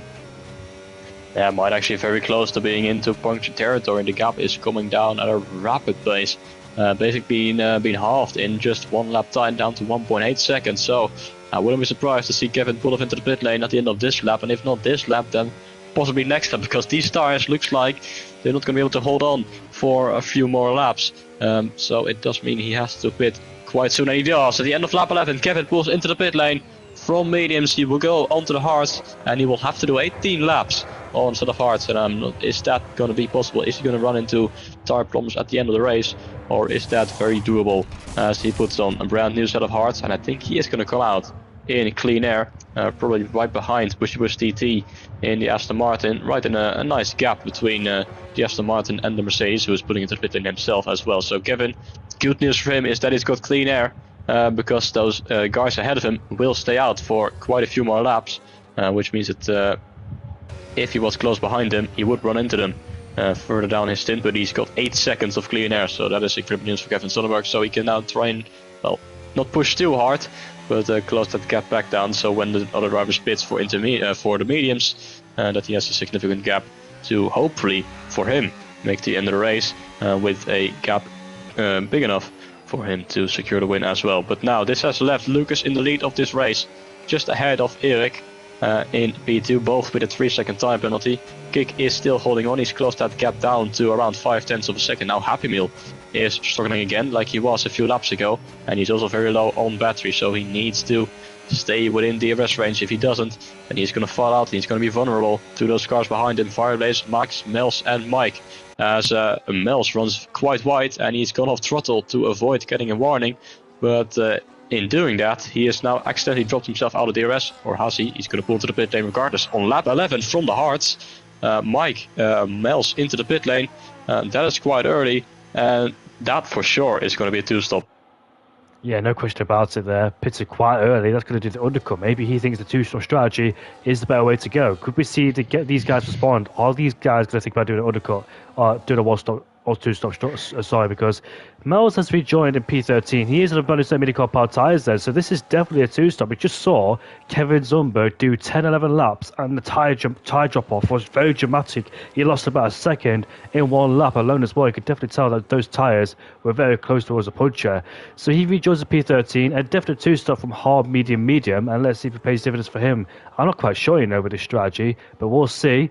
But let's see what the rest of the guys do. Will they respond on this lap, knowing that Mels is pitted? Will they keep going, try and elongate their first stint, try and get those hards a long way to make their 1-stop work? Because I think you want to pit around lap 18, 19 to go on the mid-car power tyres. Maybe a little bit later, just in case the tyres do drop off dramatically. So let's see then, in this stage of the Grand Prix, how it all unfolds now, with the strategy coming into play and people pitting. And let's see then how it changes the trajectory of this Grand Prix. But let's see if anybody pits on this lap as we head towards the final corner. We've got Lucas in the lead of the Grand Prix header. Eric, we've got Kick in P3. Nobody seems to be pitted just yet, so these guys are staying out. I think these guys are going to do a one-stop. In the background, that's Mike. Mike is pitted too now, interestingly. So let's see. It's definitely a set mini-car power tyres. He's not going to do hard, medium because there's no point really. So I think he's going to go on the mini-car power tyres and do hard, medium. So let's see then how the strategy unfolds for him. And it is a set on the mini-car power tyres then. So we are seeing 2 stops involved in this Grand Prix. There is absolutely no way that Mike and Mel's could go towards the end on the mini-car power tyres. I'm even concerned about Kevin as well going towards the end. But he should be able to, but the tyres will drop off dramatically as well. Those tyres will be absolutely past their absolute best. Yeah, it's going to be interesting to see how long those drivers in the leading group are going to be able to stay out on these hards, because that will be an indication for Kevin. If these drivers all have to pit around lap 14 and 15, then there's no way Kevin is going to be able to make to the end with 18 lap on hards, or he is going to struggle really bad at the end of the race, or he has to do some incredible tire saving during his stint, which is going to make him vulnerable as well. But the longer that Lucas, Eric, Kick, all those drivers stay out, the better it is for Kevin, because it does mean that the hards can go quite a long way. And if he can make those 18 laps, then he should be able to make it towards the end of the race and probably win this race, because those drivers who can pit on the mediums, yes, they will be quite quicker. Happy Moon, 3-second time penalty. Yes, they will be quicker in that final stint. But seeing how quickly those mediums dropped off from Kevin, there's nothing they're going to have at the end of the race on those final few laps to fight against those hards, as Happy Moon pulls into the pit lane now as well from the hards, going potentially for the 2-stop as Eric runs almost completely to the back of Lucas with the DRS. But Happy Meal into the pit lane, and around lap 15 to the mediums. I can tell you he's not going to make it to the end either. But if you are going to go for the 2-stop, then I would go a little bit earlier than lap 15, because I think he is going to lose too much time. He will probably come out behind Mels and Mike. We can take a look on board with the RB. Yes, he is going to get just ahead, or is he the Mercedes? There might go wheel to wheel in towards turn 1 on the cold tires. Is the Mercedes. Mels has been on these tires for 2 laps. They are going to go almost wheel to wheel. Now the switch back for Mels. Whoa, very close for contact with Happy Meal still on the inside, using his battery to stay in front of the RB. And I think he has done just enough to stay ahead of Mels. So that's actually surprising to see, because they were in the same DRS train. And Mels, despite with the undercut of 2 laps, was unable to jump Happy Meal. Yeah, quite surprisingly as well, because they're both in the same train in the top 8 there as well. So Mels did not get the undercut with Happy Meal, despite being on new mini-car tyres versus the older hardcore tyres. Mike is just behind as well in the background in 30th place. Kevin now gets ahead of Bushy Bush TT. That should be an easy move. New mediums, new hards versus old hards, and Kevin's well ahead as well. Exploits the challenges. Fireblaze is in the pit lane too to give it his hardcore tyres. So let's see then. It should be a set of mini-car tyres, which it is. I wonder though, could the top 4 make it towards the end of the Grand Prix on the mini-car tyres? I am not sure, I have no idea, but somebody spun out of turn 6. That is Colin, who's going for a spin, and he gets the car pointing in the right direction once again. That's not turn 6, that is like 12, turn at 12, I think. So unfortunately he's going for a spin there, and he joins all the way down in towards a P16 he goes, as he just lost the car. But it looks a lot too early. Happy Meal is going side by side. Bit of contact between those two. Mels and Happy Meal getting the elbow side as well as we head through turn 2. Oh, more contact. As we see that Mike is right behind too, waiting to take advantage. But these two, or these guys, should I say, this quartet, they don't need to fight too hard, because they're fighting amongst the guys who are in the fight with as well in the first stint, the guys at the top 5 as well, so, or top 4 should I say, with Enzo, Kick, Eric and Lucas. They can't afford to fight too hard, so they need to stop fighting and try and use each other, and try and use the speedy car tyre, try to do the undercut, because if they keep fighting like that, then like Lucas, Eric and Kick would definitely get the undercut on these guys as well, so be very careful. Got to be very methodical in terms of thinking and clinical. Eric puncture! Has he? Oh, yeah. He has. Left front tyre has gone. In the pit lane comes Enzo Kick. It's a double stack. Both Williams are double stacking. As here comes Eric in the pit lane, then slows it down. But what a dramatic turn. It's definitely a 2-stop strategy, I think. It might be, and this is not great news for Kevin, who was going to do 18 laps on those tires. And if Eric gets a puncture after 16, There's no way he's going to be able to make it to the end without incredible tire saving. This is going to be very dramatic in those final few laps, because these drivers who are going onto the mediums have to do 12, 13 laps on those tires, and I'm not sure if they're going to be able to make it, as Happy Meal and Mels fight it out once again with the two Ferraris right behind Mike with the switchback. But now he has the outside line for turn 3. Is he going to be able to pull that off? Happy Meal still on the inside. Mike runs incredibly wide there with the understeer. Contact into the goes Mike.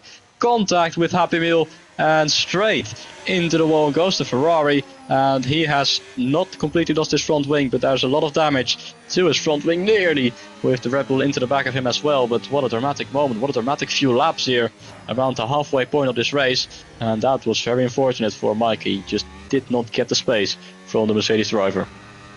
Yeah, what a shame there. I was off board that, but it looks like that, like you said, he just didn't get any room, and there's a puncher on the left front tyre of the racing ball. He goes off the circuit, same place. I think with Valtteri Bottas as well, picked up a puncher.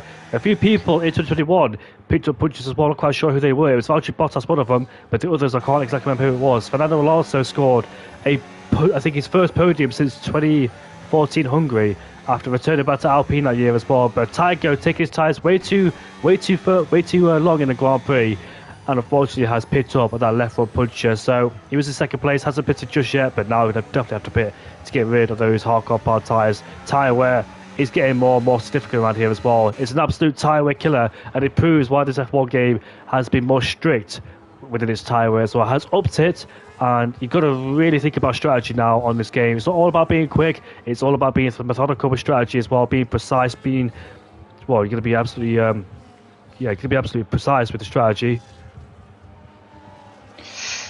It's going to be very difficult, and I'm fearing for Kevin's tires as well, because these drivers are getting punctures on lap 15, lap 16 on their hards.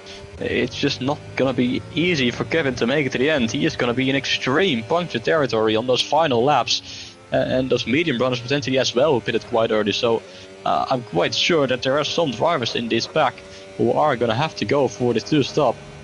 Fortunately, because the tire wear just doesn't allow it to make it to the end with one pit stop. And Lucas, by the way, he is closing that gap down rapidly. The gap was around 7 seconds at the beginning of this lap, now it's 6 seconds. So those mediums, he's making good use of them, but he needs to make it to the end on these tires. And like we saw with Kevin in the first stint, they drop off very, very quickly when the tire wear hits around lap 10 or 11 on those mediums. So he's pushing hard right now to close that gap, but he needs to be mindful of his tires, because he needs to make it to the end, as it's the fastest lap of the race, 123.3, and the gap is now under 6 seconds towards Kevin. As Eric now, he has the pace, we saw that he has the pace, but unfortunately with that penalty he has dropped behind quite significantly. That would be P7. Lucas picks up another 3-second time penalty, and that has pretty much ruled him out of taking the win here, and that is more great news for Kevin, because the next car in P3 is Happy Meal actually. Surprised to see him there, he pitted quite early. With the trackman penalty as well, and Fireblaze in P4. And Fireblaze actually is might be looking at a podium finish, P2 potentially, if he doesn't cross the white lines anymore. If he doesn't get a penalty in this race, he might be on for a good result, a podium potentially. But it is all about tire management for the second half of this race, because I don't think we're going to get into critical levels of tire degradation in those final few laps. Fabulous spot, best spot in the house now in P4. Always somehow manages to get up there, just Fabulous. I'm not quite sure how. He's always inside the top 5. His consistency has been absolutely flawless as well.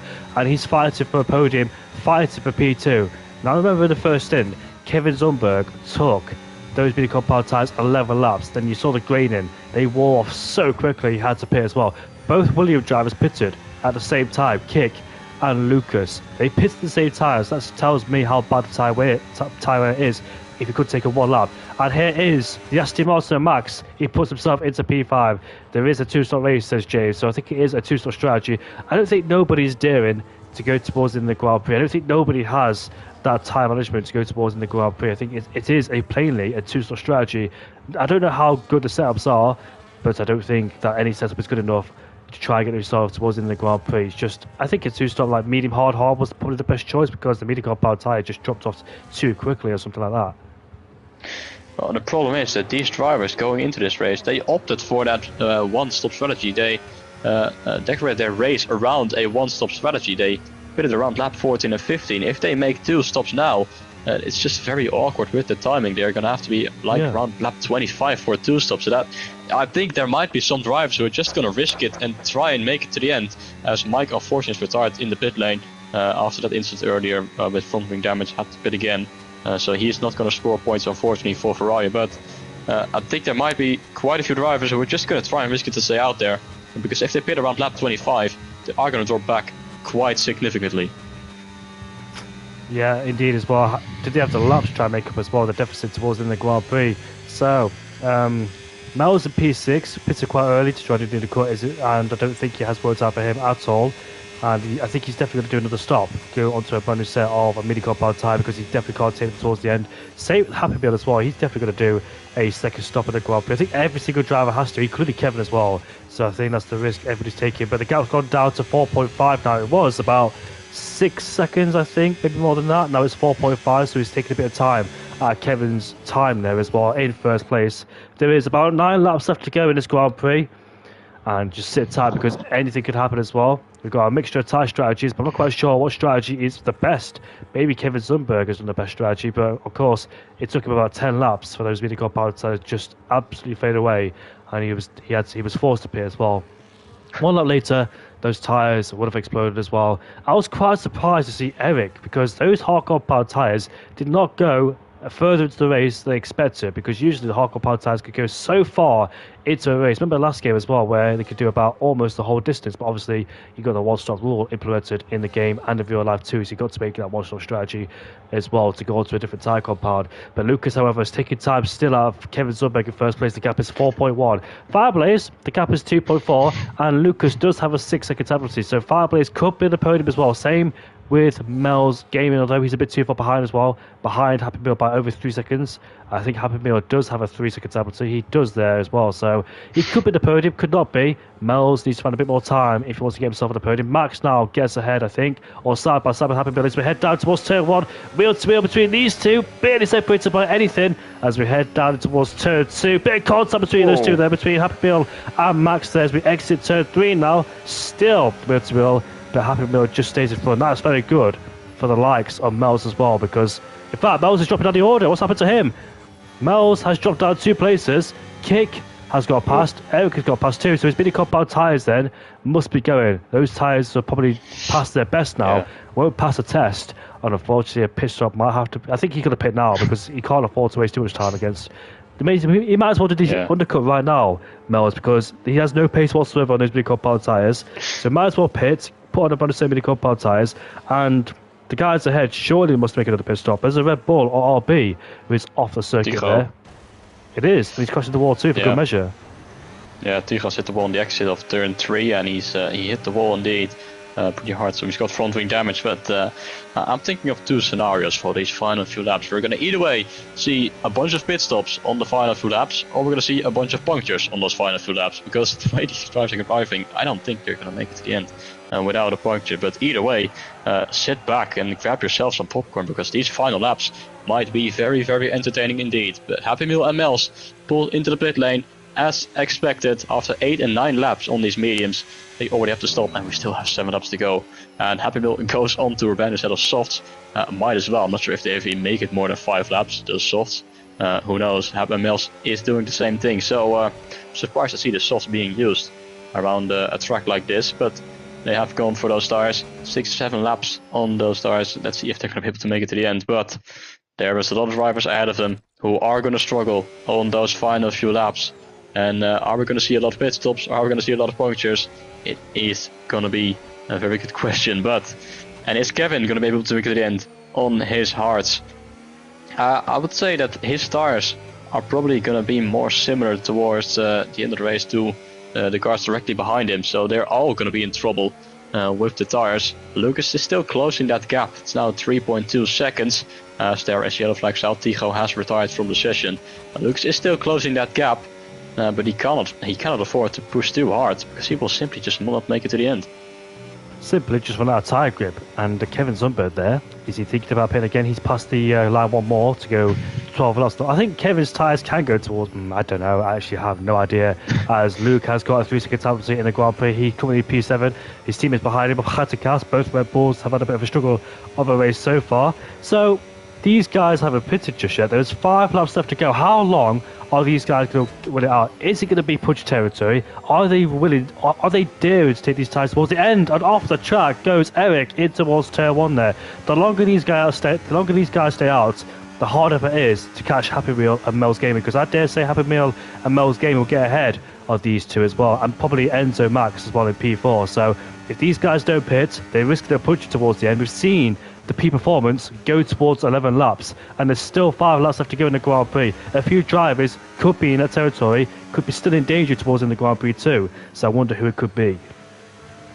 Yeah, Fireblaze, for example, might be in major trouble. We thought he was in a very good position in this race. He's in P3 without a penalty, but out of all these drivers inside the top 6, he has done the most laps out of them. He is currently looking to do 13 laps on these mediums, and we've seen people pit after 9-10 laps on the mediums simply because the tire degradation is too much. So Fireblaze, he has to do some great tire saving until to be able to make it to the end of this race. He's got the advantage, he's got that, he's got no penalty while the cars behind him do have him. So if he needs to, he can just let Enzo go, because if he just needs to take care of the tires. That's all he has to do in these final few laps. Everyone does, including Kevin at the front end. He's done 13 laps so far, and we saw some major problems on those hards after 15-16 laps. So on lap 27, 28, 29, it's going to be very difficult. And I'm also seeing a flashing fuel light riding on board with Kevin, so he's going to have to take care of that as well. So double trouble potentially for Kevin, as he has to save the tires and the fuel. So might be a very, very difficult final few laps for the McLaren driver. Yeah, I got a lot to think about there as Kevin's up back. He can afford to lift a coast, and if he does lift a coast, it might be beneficial for him because he'll save the tyres as well, and he'll save the fuel. And he knows Lucas behind him has a 6-second penalty, and he knows that Lucas as well could be on the fringes of picking up a puncher towards the Grand Prix. So I think Kevin should slow down a little bit as well, try and save the tyres, and try not to put too much steering input as well towards the corners. Just bring it home now. There is 4 laps left to go towards the Grand Prix. I don't think he'll pit again because he won't make up the time towards the end of the Grand Prix to try and catch the guys up if he does pit or not. But I'm quite nervous about the medium runners there. I think it is a definite 2-stop strategy, but you run the risk, don't you? Because sometimes when the tyre reaches 75%, you can either get a puncher instantly, or you can go to 90% and not get a puncher, still go until you get to that puncher territory. So you just got to be very careful. It's also about luck as well, because it's unpredictable when the tyre goes. It goes around over 75%, but sometimes it can go instantly or later on in the Grand Prix as well. I've experienced plenty of times myself as well, as Lucas is still bringing the gap down, but Lucas is not a threat. I don't think nobody's a threat for Kevin so far in this Grand Prix, because they're all quite far behind with penalties and on medium compound tyres. I think Kevin will be safe towards in the Grand Prix. It's just these guys behind. I'm concerned about Lucas, Fireblaze, and Max has caught up as well. So Fireblaze, there's a 1 lap difference in between the tyres, but Max has driven a decent race now in P4. Eric behind has got a penalty. The gap's over 3 seconds. Could we see Max? No, we can't, because Fireblaze doesn't have a penalty, so ignore that. But Max is still in a good result in P4 here. Let's see what he can do towards the Grand Prix. Can he ever see Fireblaze? But Fireblaze simply run out of tyres, as once the tyres drop off, you lose so much time as well. You can lose seconds and seconds of times around here, especially Qatar, because it's such a demanding circuit, especially in the middle sector. High-speed corners, constant change of direction, and flat-tire corners too, especially in the third sector. Your tyres going to be gone, and there's no recovery from that as well. So Enzo now is in the DRS range of Fireblaze. Let's see if he gets ahead of him. If he does get ahead of him, can he break out of the 1 second range of DRS, get that gap over 3 seconds, and get himself on the podium? We're about to find out as well. Here we go towards turn number 15, I think it is. Now coming towards the final corner. He should get the DRS as we make our way towards the final corner now. You can see the flashing light on the back of Fireblaze's car, suggesting he's saving battery, ready for the attack. But Max with the DRS open, 1 kilometre straight. Here he is then gaining again on the Ferrari. No defence there for Fireblaze, as Max now puts himself up into P3. Fireblaze just has nothing against the Aston Martin. He has dropped off significantly. He's lost seconds already towards Lucas. I think his tires have already gone off the cliff with 3 laps to go, and I totally see it happening that Enzo is able to create a 3-second gap, because Fireblaze, he is dropping like an absolute stone right now. His tires are absolutely cooked. They're done. But that is the case for the most of these drivers. Kevin is out there in P1. but his tires aren't looking too great either. He's got a 3.5 second lead. He doesn't need to worry about Lucas. He doesn't need to worry about anyone else behind him. His only threats right now are himself, his tires, and his fuel, which are quite possibly the most important things in a race car. But his fuel light is still low. It's now it's not flashing anymore. It's now just a permanent fuel light, which means he doesn't say he's not saving enough fuel, I think, right now to be able to make it to the end. He's just has to take care of his tires. He just needs to slow down, which is what you're doing right now to avoid the track limit. But he cannot avoid to he cannot run out of fuel. He cannot lose his tires. And Lucas has just now lost a lot of time as well. I think he is on the brink of getting a puncture as well, looking how slowly he is driving. We're on to the penultimate lap of this race. I'm surprised nobody has got a puncture yet from this leading pair who haven't pitted for a second time in this race. But a majority of these drivers, I don't think they're very far from getting a puncture. But there's 2 laps to go. Are we all going to make it to the end? Or are we going to see some late drama on those final few laps? He's going to have the heart broken and get a punch on the last lap as well, because Lucas, Max, both on the podium. Fireblaze is behind Max, who doesn't have a 3 second tablet to his Fireblaze. He's still could be the podium, but as you can see, he's really struggling as well. You can see how bad the car is. He can barely carry the speed through the corners as well, even with the fuel being so lighter. He just doesn't have the grip through the corners there to carry the speed through. Look at that. The gap is 1.3. Can Max on the last lap bring that gap over 3 seconds? Because Fireblaze is really struggling too. Kick is on the back of Eric there. Those two. We saw Eric had a puncher already, didn't we, in the first stint? Had to pit regardless. And if he gets a puncher second time in this Grand Prix, double trouble for him, double big blunder for him as well, despite having great pace. He was second place behind Kevin Sundberg in the first stint, but just couldn't save the tyres towards the end. Now Kick is on the back of him too. Kick had to do a double stack. He pitted behind Lucas, hence why he's behind Eric, who had a puncher. Luckily for Eric, the puncher came in the final corner, which was a blessing in disguise there, as Kick goes off the track there, understeers plainly wide. But we're on the final lap of the Grand Prix. Is anybody going to get a puncher on the last lap? Eric is so close. Kick's so close behind Eric. You can see him push it to the final corner. Now with the DRS wide open. Let's see. He should definitely overtake Eric with the DRS. The battery pulls out to the right side and goes past him up into P5. I'm just so concerned about these guys' tyres here. Can Max get that gap over 3 seconds in one lap? It is doable, because the tyre drop-off is so high and you lose seconds amount of time. Max, we've been pushing so hard, but at the same time hoping he does not get a puncher. The gap is 2 seconds right now. This has been Fireblaze, lost a lot of time in these low-speed corners. As you can see, he's losing even more time. Can Max, in the final 2 sectors, get that gap over 3 seconds? Although he just went out wide himself in towards turn 6. The gap is 2.3, 2.4. Watch out for 3rd and 4th place. Can Max get his first podium of the season? About to find out, but I think these guys... Lucas is slowing down so much. He's slowing down so much. And Kevin Sundberg, he should be safe. He's run out of fuel, is Kevin. Could he run out of fuel towards the end of the Grand Prix? We're about to find out as he makes his way towards the triple behind. There's still flat out there as he makes his way towards turn 16. Everybody looks like they're okay so far. No punches being shown as we make our way towards the final corner, just like he did last season in Qatar. Here comes Kevin Sundberg. He wins the Qatar Grand Prix 2 for 2 for the second time in a season. Kevin wins the Grand Prix. Here comes Lucas, finishes at P2, but Enzo Max will finish in 3rd, and Fireblaze will hold on to finish in P3 to get his first podium of the season. And behind us is Kick, and Eric finishes at P6 ahead of Luke. So nobody got a puncher towards the Grand Prix then. That was quite surprising, because I thought for 1 second as well. But look at the gap between Fireblaze and Lucas. I forgot Lucas had a 6 second penalty, didn't he? Oh, wow. Very close between Lucas and Fireblaze. 14 thousandths of a second the Fireblaze would have been P2, but he was saving those tires in those final few laps there, where on the brink of getting punctured there by a lot of drivers. Yeah, I'm surprised that nobody got a puncture in those final few laps. It's extraordinary how the drivers have managed to save those tires just enough to make it to the end of the race. So well done to all these drivers to make it to the end without suffering from a puncture on these final few laps. So everyone will be finishing. TVHNL will be the last one to finish in P13. But man, what a performance for Kevin. What a drive. He was brilliant in qualifying. He is brilliant in the race as well. I thought for one moment he might have been in trouble with the hards, having to do 18 laps on them. But he has managed to pull us up. But look at the state of those tires, man. They are absolutely done for. But he has made it through. He has pulled it to the end of the race. And he is victorious. at Qatar. Such an incredible performance by the McLaren driver, and very much deserved after his quali pace and his race pace. Simply hasn't put a single foot wrong for this entire race. Indeed, I agree with you as well. Hasn't put a foot wrong at all. He did lose a lot of time, worrying in his one in the first set, so we thought he pitted a bit too early to go on the hardcore power tyres. And it took about 15, 16 laps for Eric's tyres to go off as well. Took a puncture towards the final sector, and luckily he had a few more corners to go before he entered the pit lane. But that is it then. There is Kevin the Dutchman finishing in first place, and I really hope he does what he does.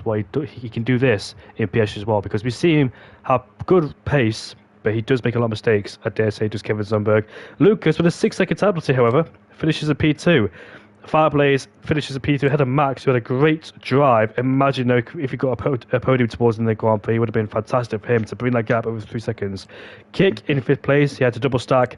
Eric gets the fast lap of the race, only just there by 7,000. Nope, that's 1 second quicker than Kevin. Sorry about that. Happy Meal in 7th place. He did a 2-stop from soft compound tyres.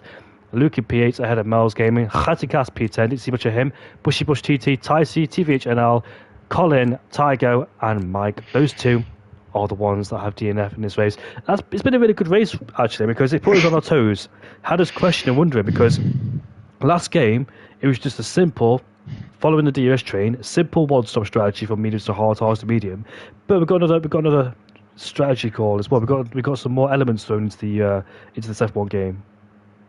Yeah, indeed, and I think it's very interesting for the commentators as well. It makes it a lot more fun than just a simple one-stop, like you said, and those DRS trains. So I'm glad that they have increased the tire somewhat. As a commentator, not very much as a driver, because sometimes it can be very, very difficult to manage those tires. But yeah, it was a very good race, a very enjoyable race to watch. Had us at the edge of our seats pretty much until the end of the race. So let's hope that it's going to be the case for the remainder of the season as well. But man, what a race that was. And let's hope we see many more of those next week when we return, or actually we stay in the Middle East for Saudi Arabia at Jeddah, and it is going to be a sprint race. So that is something to look forward to as well, because it's a very tight, a very fast street circuit, the fastest street circuit on the calendar, where walls are also close. So I'm sure that one is going to be very, very entertaining as well. But yeah, great race today. Let's hope we have many more of those for the rest of the season. 27 corners in Jeddah. And like you said, it's a street circuit, a very fast street circuit. The first sector is absolutely mighty. Corners come at you thick and fast. All about reaction times. The walls come at you thick and fast as well. It's all about trying to utilize every single part of the racetrack. And I cannot wait to go to Jeddah as well, because it's such an amazing track. It must be said. Great racing there as well. Great league racing. We've seen it plenty of times where we've seen DRS bait with other drivers too. So we stay in the Middle East for the time being for SDN, as we move on to Jeddah next week on the 11th of July for Tier 1 next Friday at 6 o'clock UK time. But we'll see you all later. Enjoy the British GP. What's your predictions? Will Lando Norris get his first ever British GP win? Can Lewis Hamilton win his 10th British GP and get his 17th podium as well? He's on a 16 podium streak, is Lewis Hamilton. Can he get his 17th? It would have been broken, but he was very quick in the first and second practice session. Or could have been anybody else. Oscar Piastri, breaking the hearts of the British fans. Although I know a lot of Brits don't really like Lando Norris for some reason, but yeah, Oscar Piastri could spoil it. And let's see what Verstappen does as well. Verstappen, don't ever discount him out either. But Milan Langer, thank you very much, mate, for commentating with me. It's been an absolute pleasure to share the box with you again. Yeah, couldn't agree more, and it's been an absolute pleasure for me as well. So we'll see you guys all next week for Jeddah. But I think that's it for tonight then. It is indeed. So see you all later. Enjoy the British GP and have a good night. And yeah, special announcement from me. I will be commentating in Lelystad, Netherlands, on the 4th and the 5th of October. So it should be very interesting. Tune in. I'll send you the live stream as well, and I cannot wait. Very, very exciting in the future as well. It's a huge opportunity, and I'm very happy for you. Dankjewel.